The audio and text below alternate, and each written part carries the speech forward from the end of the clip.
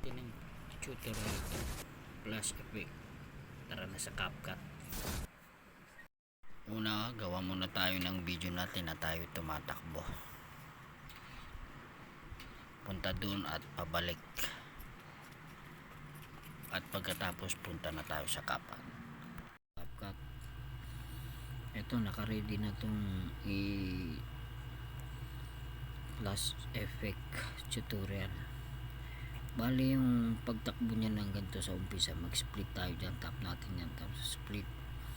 Pag malapit na siya dun sa dulo, split natin yan. Tapos sa pagbalik naman, pag palapit na siya, split tayo dyan. Tapos malapit na siya,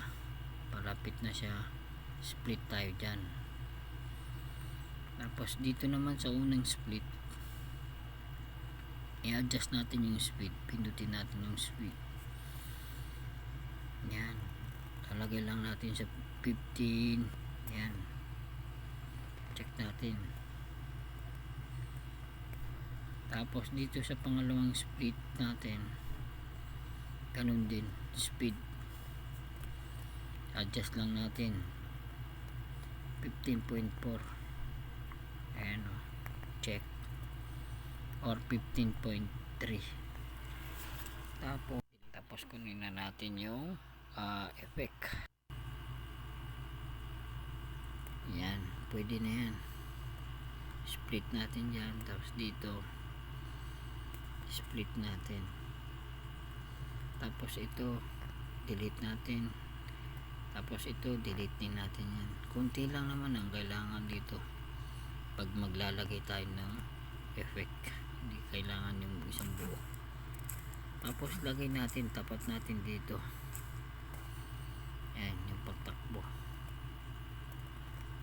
Tapos baliktad lang natin yan para magpunta sa left side. Ayan.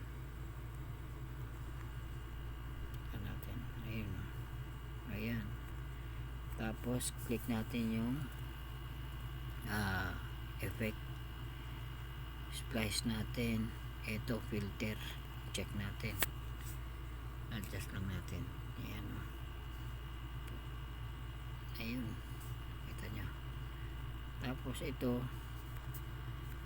i-duplicate po natin yan. Ayan o, duplicate. Tapos itabi natin dito sa na-adjust natin yung speed. Ayan o. Tapos balikan natin tong aspect ratio, check natin 9.16, pang reels po yan. Tapos dito adjust natin resolution 1080p, tapos dito frame rate 30, tapos dito code rate high. Tapos export na natin yan. Mayroon na po tayong pang reels o pang content. Salamat po. Pa-follow na lang po at pakishare na rin sa iba para mas tutunan nila. Salamat po.